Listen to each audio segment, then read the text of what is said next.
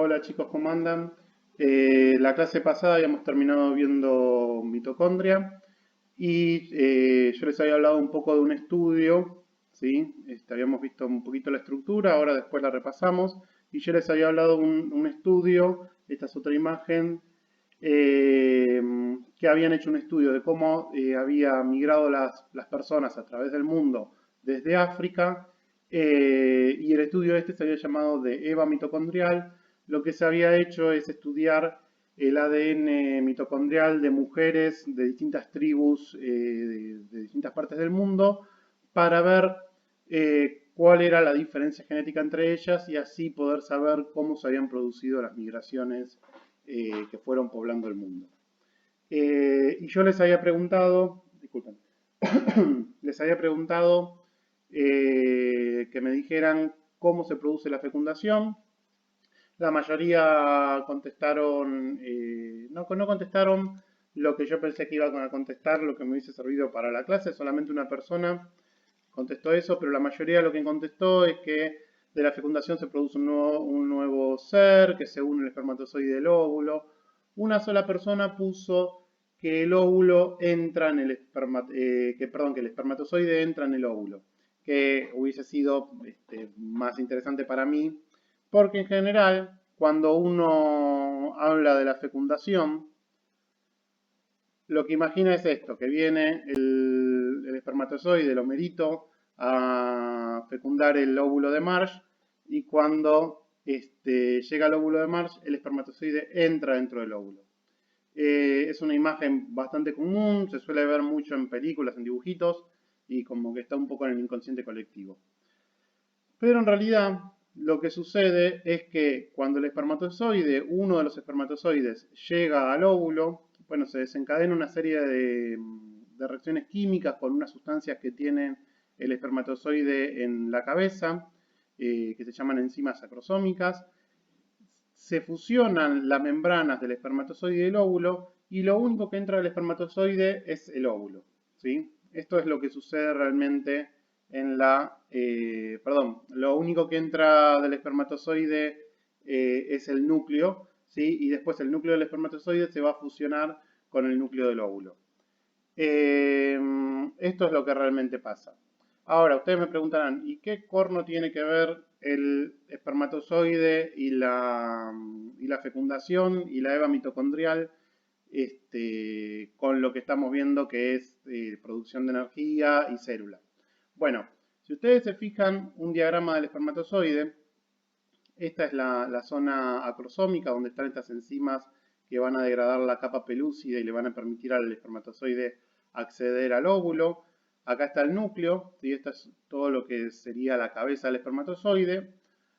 Y acá están las mitocondrias. El espermatozoide es una célula que tiene mucho consumo de energía, entonces tiene muchas mitocondrias y las tiene ubicadas detrás de la cabeza. Este es el flagelo, ¿sí? Que es una estructura móvil que le permite al espermatozoide moverse, pero cuando el espermatozoide fusiona las membranas, volvemos para acá, fusiona las membranas con el óvulo, una de las cosas que queda fuera del óvulo son las mitocondrias.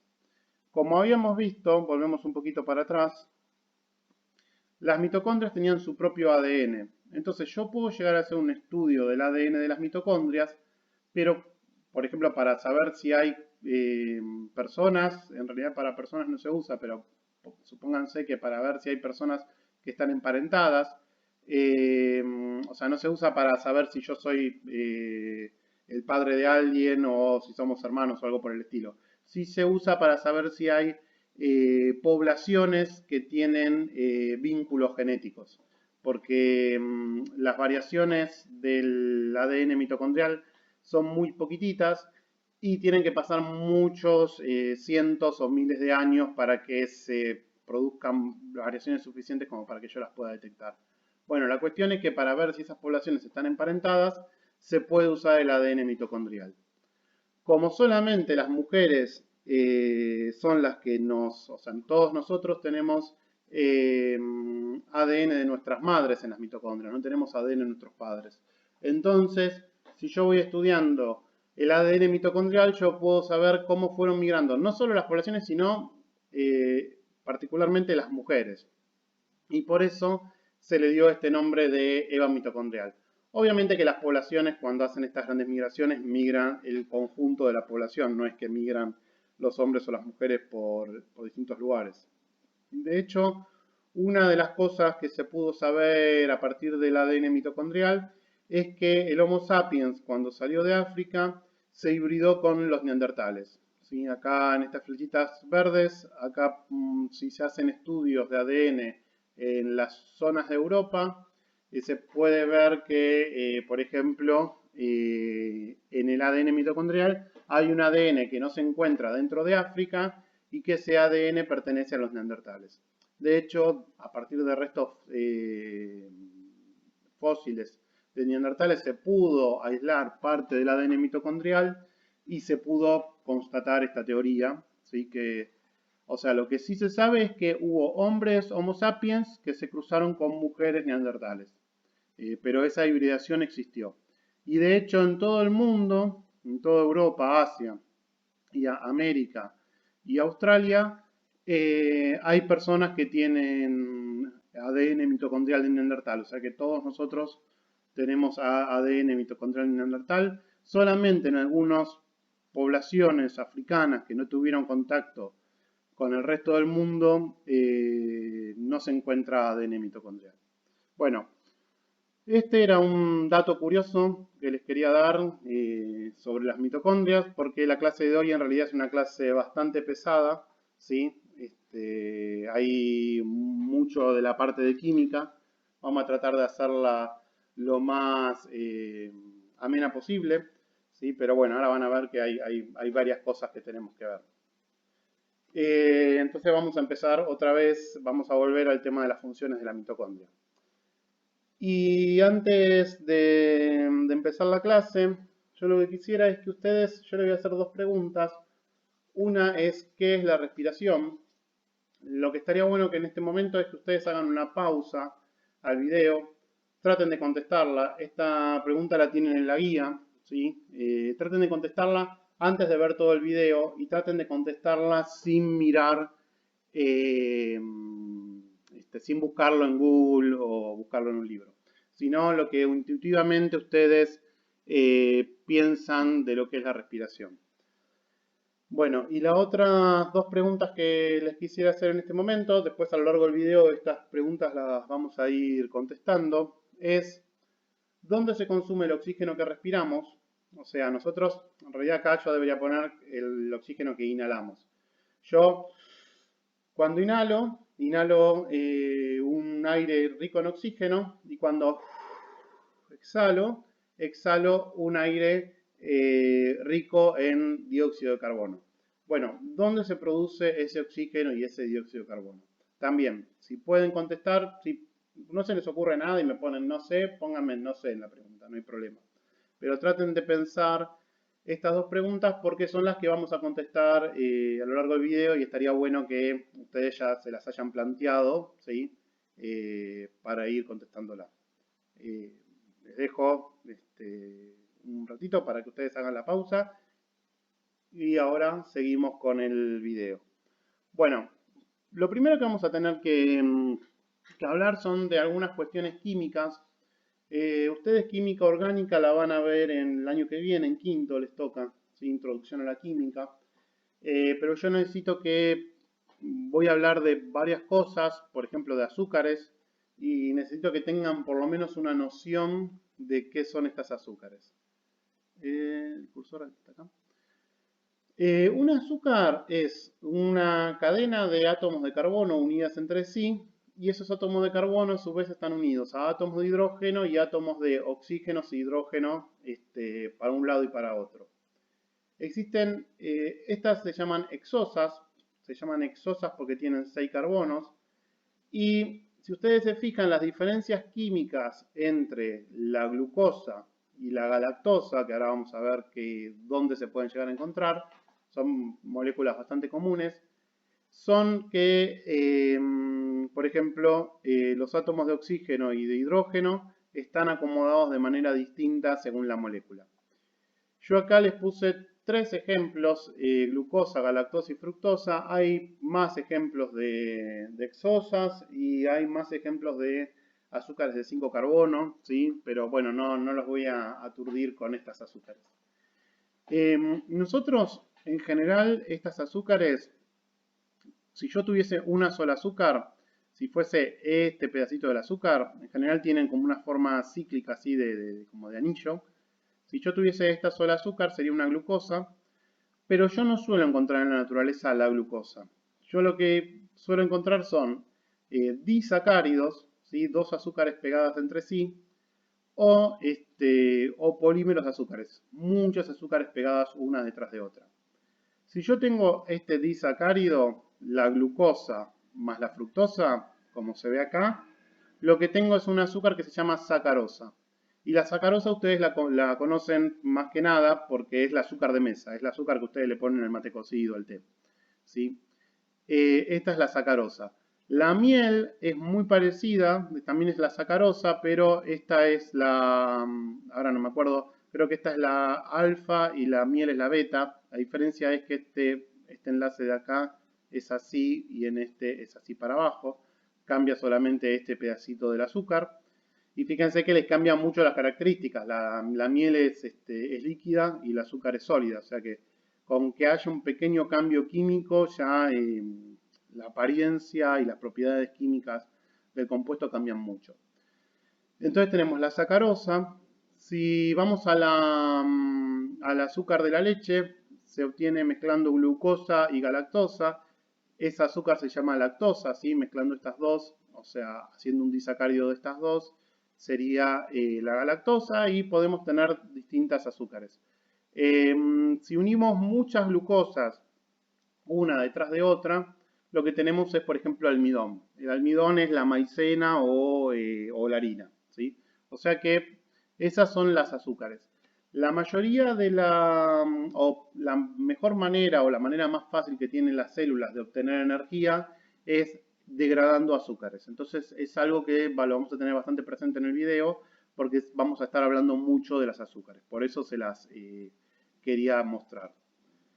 La otra sustancia química de las que les quiero hablar, solamente les voy a hablar de estos dos tipos de sustancias químicas, es esto, es el ATP, es la sigla, ¿sí? Yo cuando se los nombres se los voy a nombrar como ATP, que el nombre químico sería adenosintrifosfato. Si ustedes se fijan, el ATP es cuando yo les hablé de la estructura del ADN, es la adenina, ¿sí? Es la base química de la adenina. ¿Se acuerdan que el ADN tenía adenina, timina, guanina y citosina? Bueno, la adenina, que es este ATP, es la manera en que la célula puede acumular energía a corto plazo. Si la célula necesita una pila para ponerle un reloj, digámoslo, con esa, ¿cómo se llama? Con esa metáfora, digamos, usa un ATP. Lo que hace es romper estos enlaces de este es un fósforo, ¿sí? Romper estos fósforos, este es el trifosfato. Si yo le saco esta parte de la molécula, me queda difosfato. Si le saco dos, me queda un solo fósforo, sería monofosfato. Según cómo rompa estos enlaces, puede acumular más energía si están todos juntos o puede robarle energía a esta molécula si va rompiendo los enlaces. Dentro de esos enlaces se acumula energía. Si necesita poca energía, necesita una pila para hacer funcionar un reloj, usa el ATP. Si necesita más energía, lo que hace es degradar un azúcar, por ejemplo, una glucosa. Entonces de ahí puede sacar mucha más energía. Eso sería como, no sé, la batería del celular. Ya no es una pila para un reloj, es la batería del celular. ¿Sí? Son como dos maneras distintas de tener a disposición energía. Bueno, entonces, y esa energía se va a producir en las mitocondrias, ¿sí? Parte en las mitocondrias, parte en el citoplasma de la célula. Entonces, esa función principal que tienen las mitocondrias es producir energía. Se va a dar en dos procesos distintos, pero que viene uno después del otro. Uno se llama glucólisis. Glucólisis quiere decir romper la glucosa, ¿sí? y se da en el citoplasma de la célula.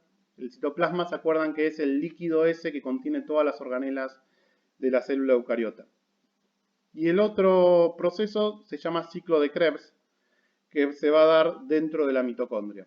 Son procesos muy complicados. Ahora les pongo una imagen. Yo no voy a pedir que ustedes se sepan esto de memoria, solamente vamos a sacar algunas conclusiones de este proceso.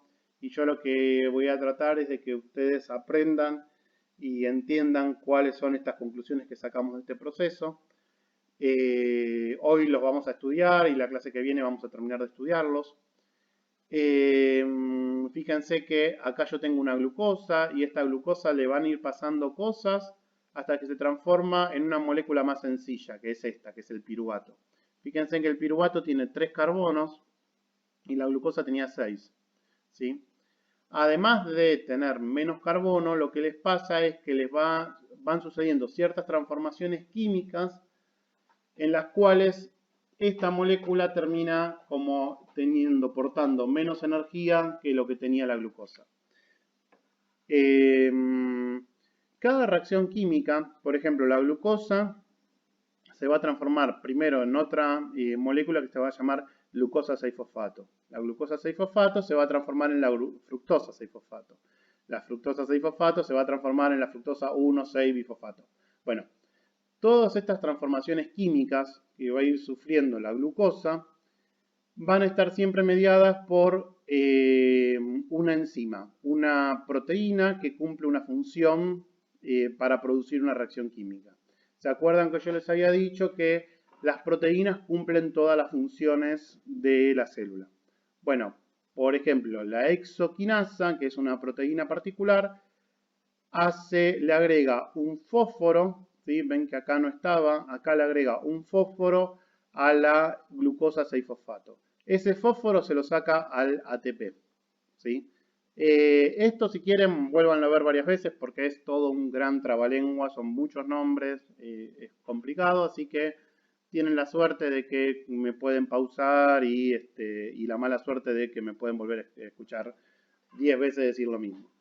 Bueno, el ATP pierde un fosfato y le queda pegado a esta molécula de glucosa que ahora se llama glucosa 6-fosfato. Eso lo hace esta enzima. No voy a pedirle que se acuerde los nombres de los compuestos químicos ni de las enzimas, ¿sí? Si vamos a hacer alguna actividad con todo este esquemita, en todo caso yo les pongo la foto del esquemita y ustedes copian los nombres, no quiero que se aprendan esto de memoria. Lo que sí quiero que vean es que al principio se consumen ATP, que era el que acumulaba energía, pero en realidad lo que están haciendo es agregarle energía a la molécula, porque el ATP se consume y se transforma en ADP, ¿sí? El ADP, el adenosín difosfato, tiene menos energía que el ATP, que el adenosín trifosfato. Después hay otras conversiones químicas. Acá se vuelve a entregar más energía a la molécula. Fíjense que otra vez el ATP se transforma en ADP. Y lo que termina pasando al final de toda esta etapa es que la molécula se parte en dos. Se transforma en el trifosfato, ¿sí? Que es este que está acá, en el gliceraldehído trifosfato. Y en la fructosa bifosfato en la dihidroxiacetona fosfato. Acá va a haber otra enzima que puede transformar una molécula en la otra. Y acá empieza la parte en donde la célula va a obtener energía. Se empiezan a transformar esta molécula y fíjense que en alguna de las reacciones el ADP, el adenosín trifosfato, se transforma en ATP. Y en general, en todo este proceso se va a producir 2 veces. Pero, fíjense, acá se había producido 2 veces y en este proceso también se producen 2 ATPs más. Pero en realidad yo acá lo estoy haciendo sobre 2 moléculas. Así que de todo este proceso yo voy a obtener 2 ATPs, ¿sí? Extras, o sea, netos. Consumo 2 y produzco 4. Así que el resultado, mi ganancia, es 2 ATPs más. Además, va a pasar otra cosa, es que se van a producir estas moléculas, que después cuando les explica al final otra parte esto lo vamos a dejar ahí agarrado con alfileres, este NAD se transforma en NADH. Después les digo bien qué es este NAD y NADH. ¿Sí? Pero lo importante es que de todo este proceso, con una molécula de glucosa se produjeron 2 ATPs, que es la manera que tiene la célula de transportar la energía dentro de su citoplasma, dentro de sus estructuras. ¿Sí? Ahora, al final de todo esto, entonces, yo tenía una glucosa que se transformó en un piruvato y se me produjeron 2 ATPs. Y ese piruvato, que lo tenemos acá, va a entrar en este ciclo, que es otra cosa, un chino básico tremendo, que se va a transformar en una molécula que se llama acetila y va a entrar en este ciclo donde también esa molécula se va a ir transformando químicamente, ¿sí? Y ahora vamos a ver qué consecuencias tiene eso. Piensen que este ciclo de Krebs por cada molécula de glucosa se produce 2 veces también, porque yo había obtenido 2 piruvatos, no uno de una glucosa, ¿sí? Bueno, cuando el piruvato entra en este ciclo de Krebs, también cada una de estas palabritas que están en rojo en realidad es una enzima, una proteína, que cumple una función particular y que media una reacción química. Fíjense que en algunos lugares se va a producir, acá por ejemplo se va a producir ATP, ¿sí? Y acá se va a producir GTP, que es guanosin-trifosfato, que es parecido al ATP. O sea que al final de todo esto se producen 2 ATPs más. Y se van produciendo muchos de estos NADHs, que yo les decía que los dejemos agarrados con alfileres, porque al final de todo vamos a ver para qué sirven. Vamos a suponer que acá se produjeron 2 ATPs más los 2 ATP que se habían producido en el ciclo anterior, ¿sí? Tenemos, esperen que perdí la cuenta. Acá se producían 4 porque está duplicado. Acá se producen 4 más, son 8. Y para que todo este ciclo sucediera, yo había gastado 2. O sea que al final obtuve 6 ATPs, 6 unidades de energía, si quieren las podemos llamar, como resultado. ¿Sí? Bueno, yo digo sí como si ustedes me fueran a contestar, pero bueno. Ya tantos años de explicar esto en el aula que me quedan las mañas.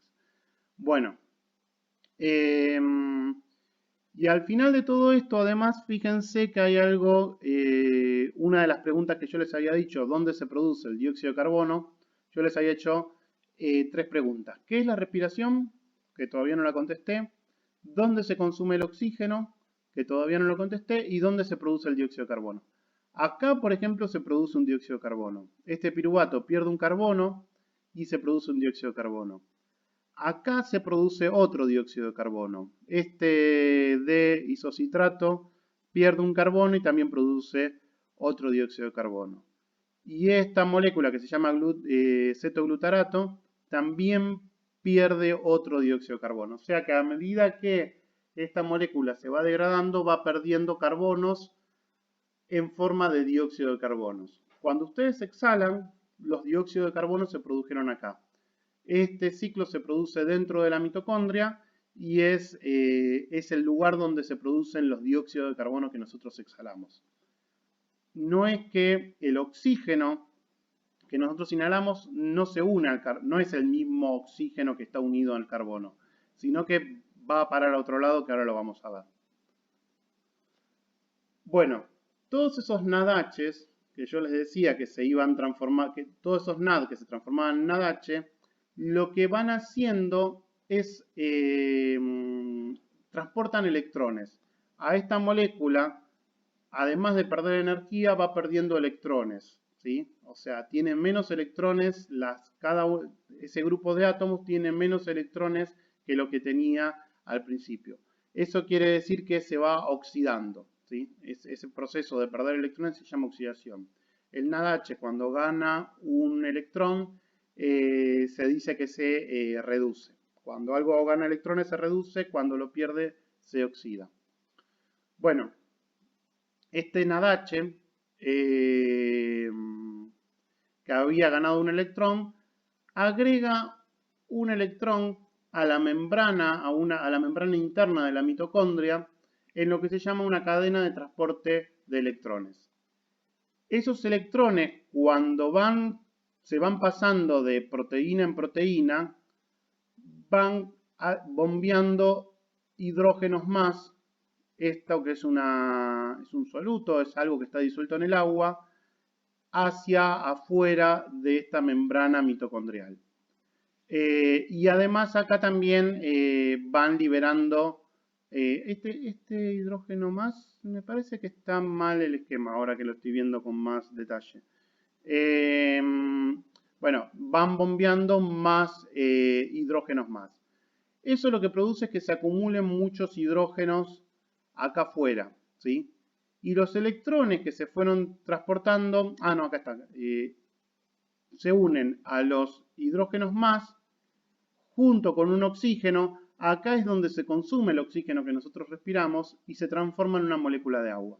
O sea que el oxígeno que nosotros respiramos, que inhalamos, van a parar a producir una molécula de agua. Y los hidrógenos que se van sacando de la membrana interna de la mitocondria vuelven a entrar por una proteína que funciona como si fuese un motor, ¿sí? Y a medida que van entrando los hidrógenos adentro de la matriz, del compartimento más interno de la mitocondria, lo que hacen es producir más ATP, ¿sí? De esta es otra manera que tienen. Todo este proceso se produce gracias al ciclo de Krebs y es otra manera que tiene la célula de producir este tipo de energía que usa la célula, que se llama ATP. Como a la mitocondria le va a sobrar ATP de todo lo que produce, parte del ATP va a ir saliendo de la mitocondria y lo va a usar la célula para sus funciones, ¿sí? Después vamos a ir viendo que cada vez que la célula tiene que cumplir una función, tiene que usar un adenosín trifosfato, un paquetito de energía. Cuando sus músculos se contraen, se usa un poco de adenosín trifosfato, o sea, bastante adenosín trifosfato. Cada fibra muscular usa un poco. Para que nosotros podamos ver, las células de la retina usan adenosín trifosfato para producir ciertas reacciones químicas que tienen que ver con la visión. Para que nuestras neuronas transporten la información, el impulso nervioso, se tiene que consumir adenosín trifosfato. Para que nosotros podamos digerir la comida, también se usa adenosín trifosfato. Para mantener la temperatura de nuestro cuerpo, bueno, entienden, ¿no? ¿Cuál es la lógica? Cada uno de los procesos que hace nuestro cuerpo tiene un consumo de adenosín trifosfato, que es la manera que la célula transporta o tiene habilitada la energía química, ¿sí? Bueno, esto fue todo el proceso. Las preguntas no van a ser muy puntillosas, o sea, esto me gustaría después en el momento, yo lo tenía que explicar ahora porque es como la base de la energía en la célula. Después vamos a ir haciendo algunas actividades y vamos a ir viendo algunos aspectos de todos estos procesos que tienen que ver con la parte más química y lo voy a ir explicando más en profundidad. No es lo ideal explicarlo así por YouTube, porque es bastante complicado. Cuando volvamos a clase, este es uno de los temas que sí yo voy a querer profundizar, ver más en profundidad con ustedes y que ustedes me puedan hacer las preguntas y que me puedan parar para volver a explicarle cada uno de estos pasos, porque habrán visto que es muy complicado. Yo les voy a dejar algunas preguntas que sobre todo van a tener que ver con cómo se... Estaba pensando que no terminé de explicar lo de cómo se produce la respiración. Ahora se los explico. Voy a hacer algunas preguntas que tienen que ver con cómo se mueven estas moléculas, ¿sí? Dónde se producen y dónde se consumen. Y ahora sí, lo último que les quería explicar es que la respiración es este proceso, todo este proceso que yo les expliqué, esto es lo que se llama respiración química. La respiración química, que es el consumo de oxígeno y la producción de dióxido de carbono, sucede dentro de la mitocondria. Ahora, quizás algunos de ustedes, cuando yo les hice esa pregunta de qué es la respiración, ustedes lo que habrán pensado es en la mecánica de intercambio de gases en el pulmón. O sea, la respiración es inhalar aire y exhalar aire. Pero eso es una mecánica. El pulmón se expande y se contrae y es una mecánica respiratoria en la que se mueve un fluido. Pero el proceso biológico de respiración es este proceso químico que yo les expliqué que sucede dentro de la mitocondria. ¿Sí? No se desesperen, esto lo vamos a ir viendo muy de a poquitito. Ahora me despido para no hacer el video mucho más largo. Y bueno, esperemos nos seguiremos viendo por acá y esperemos vernos pronto personalmente y ya poder conocernos. Un saludo, espero que puedan resolver esto. Hasta luego.